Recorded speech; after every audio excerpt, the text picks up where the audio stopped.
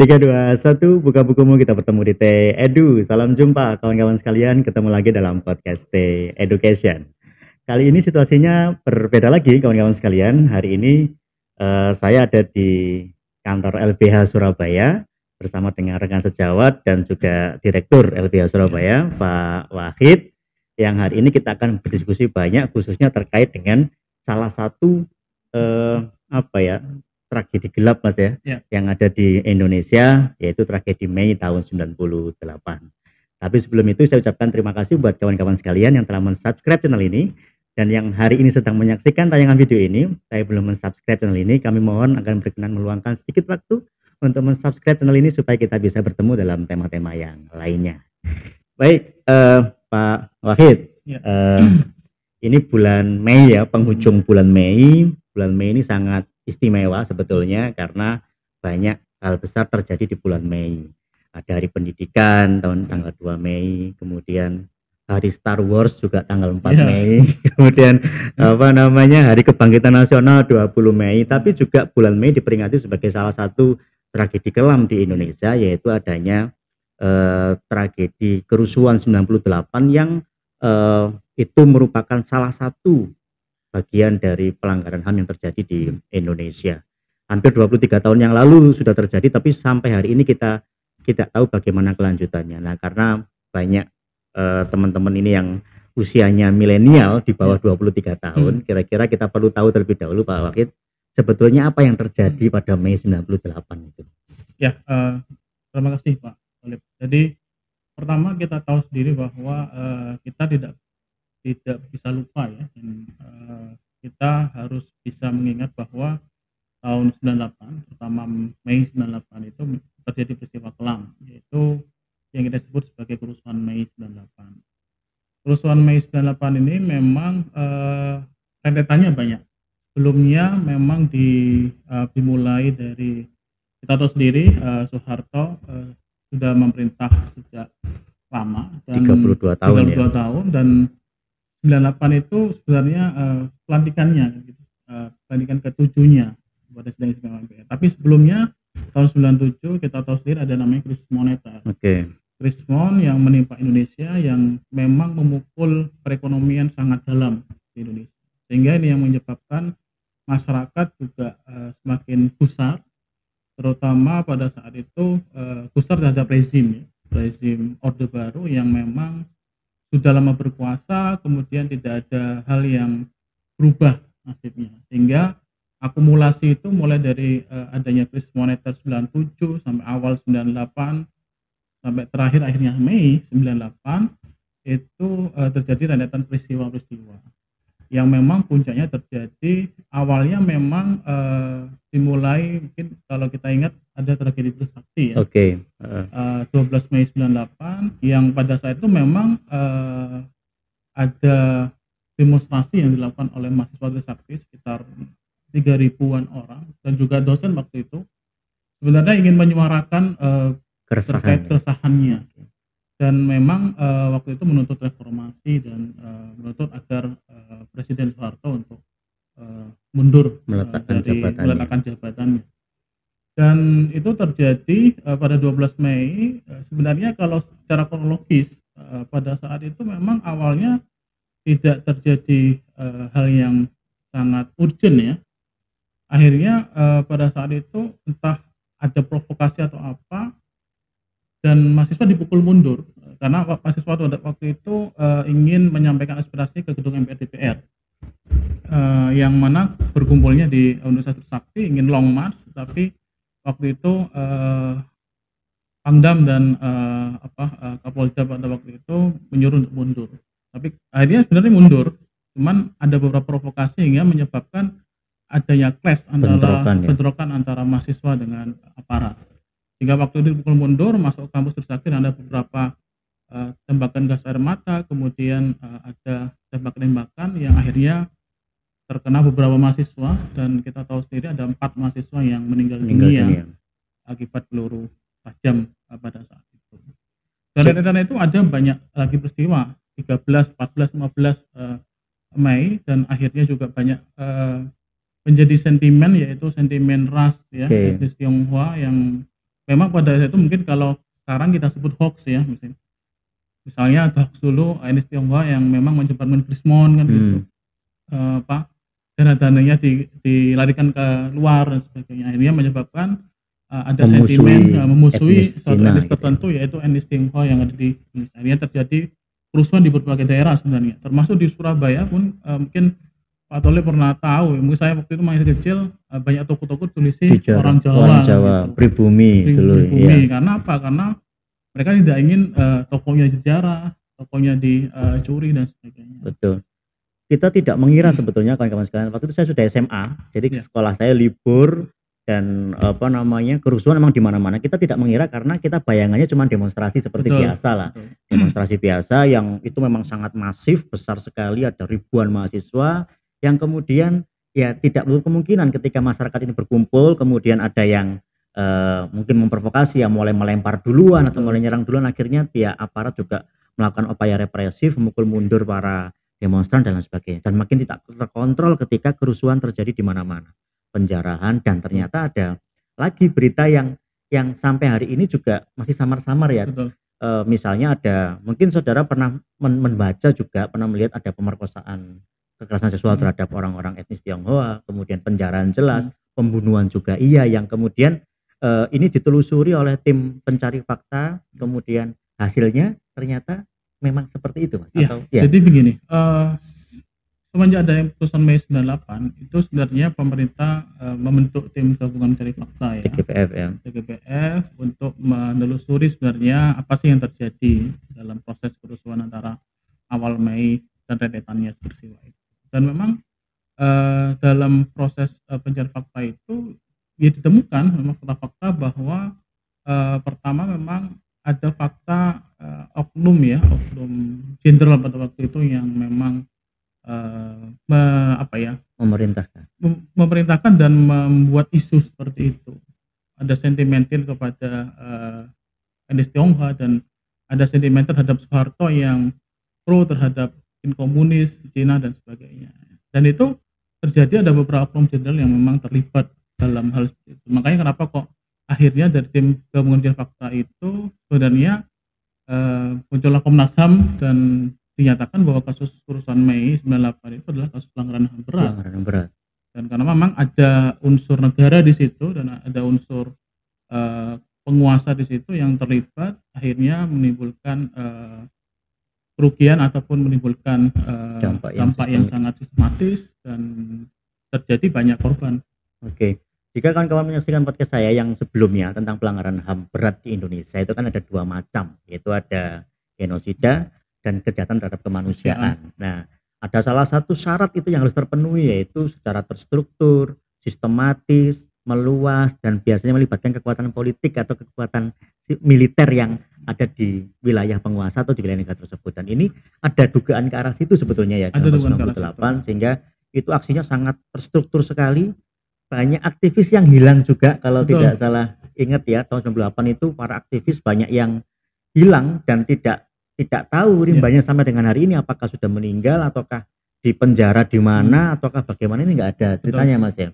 Dan itu merupakan bagian dari kejahatan terhadap kemanusiaan, karena kenapa dia diculik, karena perbedaan pandangan politik pada saat itu, sehingga dia harus diasingkan dan lain sebagainya.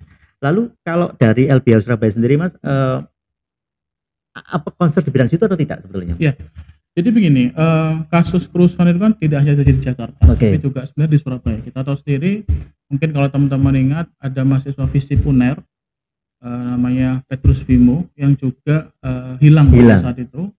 Dan memang pada saat itu LBH Surabaya pada zaman itu memang terlibat untuk dalam kasus itu dan terlibat dalam proses pencariannya.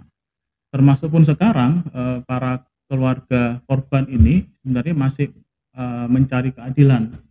Bahkan kalau di Jakarta mungkin teman-teman tahu, misalnya ada aksi Kamisan, setiap harinya para keluarga korban itu dia hanya kasus Trisakti ya, ada kasus Semanggi 1, Semanggi 2 dan beberapa kasus pelanggaran HAM. Kita tahu sendiri banyak sekali sebenarnya PR pemerintah kita. Bahkan hampir sekitar 10-11 kasus, mulai dari Tanjung Priok, Semanggi 1, Semanggi 2, Trisakti, terakhir misalnya kasus pelanggaran HAM di Aceh, di Kadong, dan di Papua itu sampai sekarang pun juga tidak terselesaikan. Makanya mereka sebenarnya saya dikatakan bahwa memang kita nggak boleh lupa. Makanya kan ada semboyan bahwa melawan lupa dan merawat ingatan. Sehingga kenapa kok mereka melakukan aksi ya, aksi Kamisan itu, dia hanya datang ke istana setiap hari Kamis, pakai baju hitam, pakai menggunakan payung hitam, ya tinggal berdiri saja di situ untuk mengingatkan sebenarnya bahwa masih ada PR yang harus diselesaikan gitu. Dalam hal kasus penilaian pelanggaran HAM masa lalu. Iya, kita tahu persis bahwa setiap bulan Mei itu selalu kita diingatkan pada tragedi Mei 98, kasus Semanggi, Trisakti dan segala macamnya. Mungkin generasi sekarang belum tahu atau tidak tahu apa sih itu Mei 98, dan hari ini kita ada penjelasan dari Pak Wakid bahwa kondisi kita pada tahun 98 itu sangat gimana ya, sangat suram sekali karena kerusuhan di mana-mana dan keamanan menjadi faktor yang sangat mahal yang harus dibayar oleh semua orang karena kondisinya, apalagi kalau kebetulan kita terlahir dari etnis yang kebetulan sedang diburu pada saat itu dalam tanda kutip ya, yaitu etnis Tionghoa. Maka banyak sekali toko-toko yang ada di sekitar kita itu yang ditulisi bahwa kami adalah orang pribumi dan segala macam, dengan harapan supaya tidak dijarah dan tidak dilakukan kekerasan terhadap itu.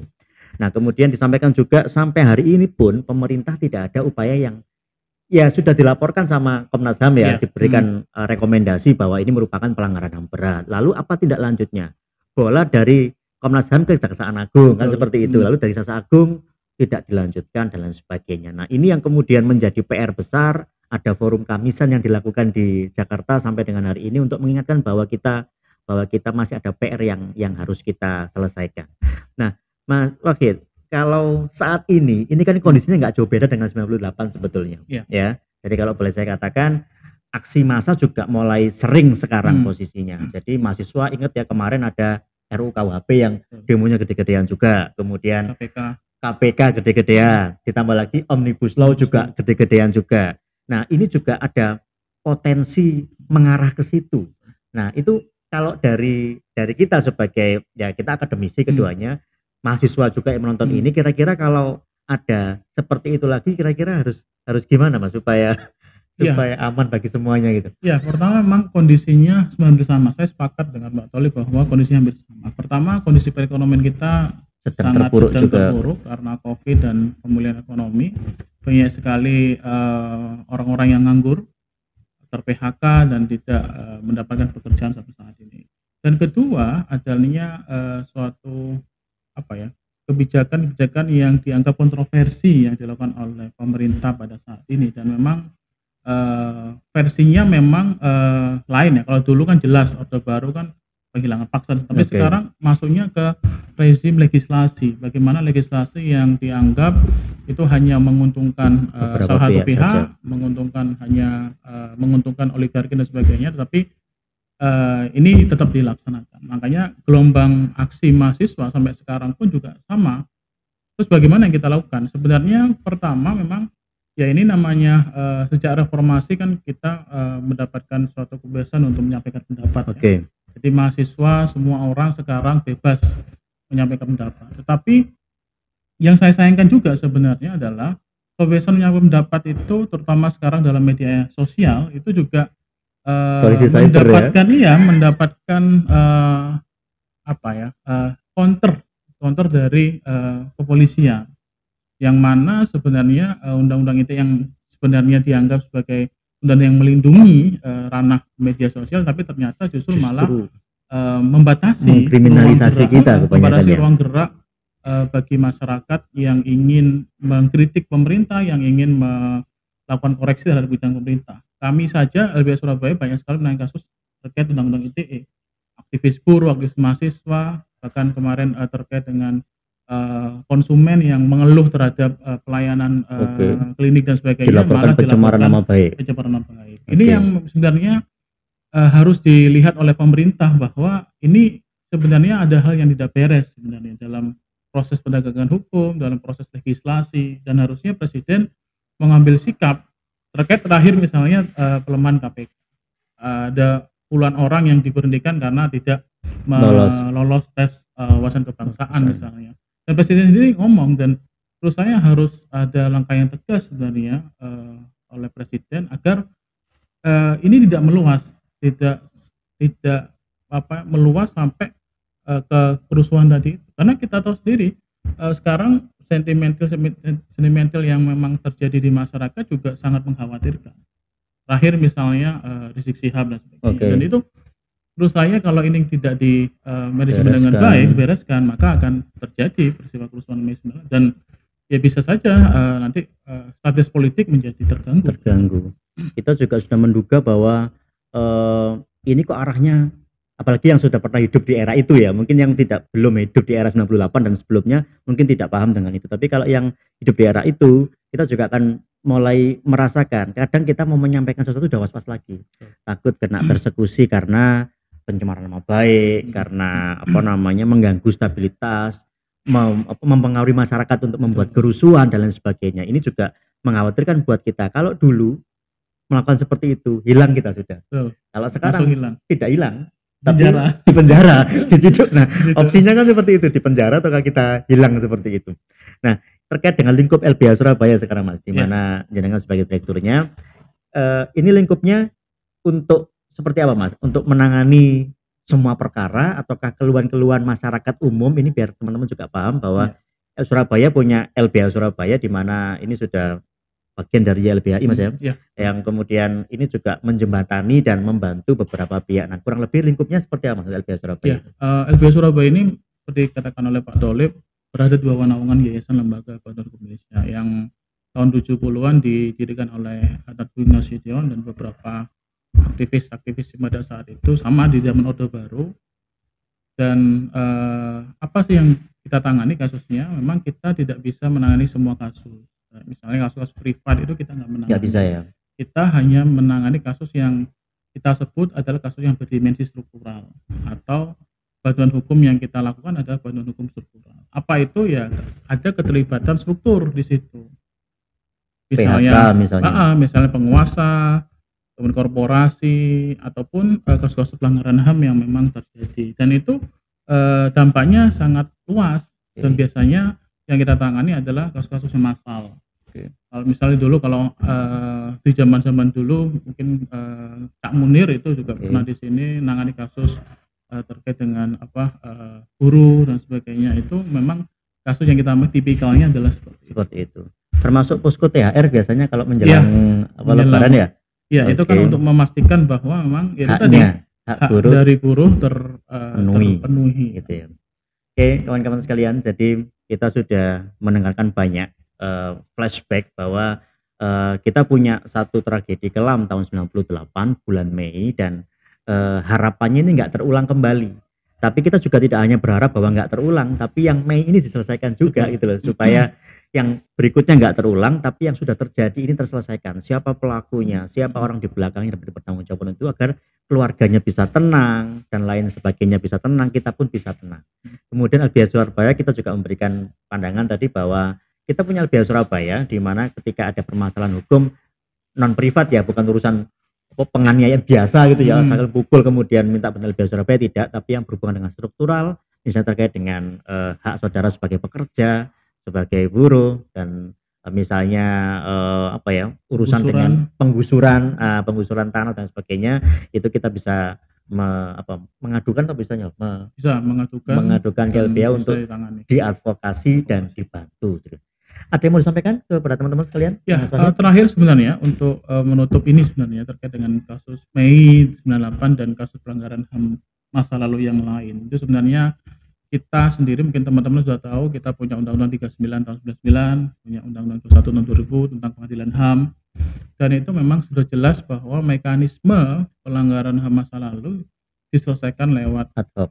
Iya, pengadilan ad hoc dan dilaksanakan melalui mekanisme yudisial.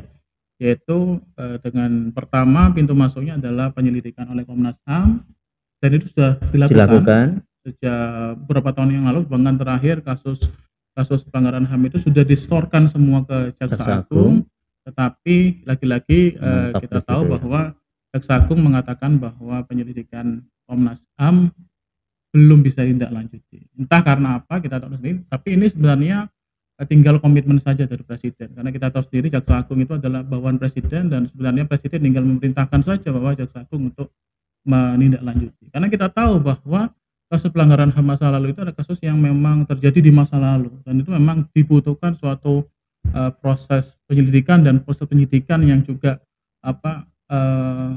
lebih mendalam. Karena apa, kita tahu sendiri mungkin saksinya sudah ada yang meninggal, kan gitu kan, nggak bisa kita samakan dengan kasus pidana biasa. Kan tidak ada daluarsa ya? Dan nggak ada daluarsa, bisa di asas non retroaktif kan.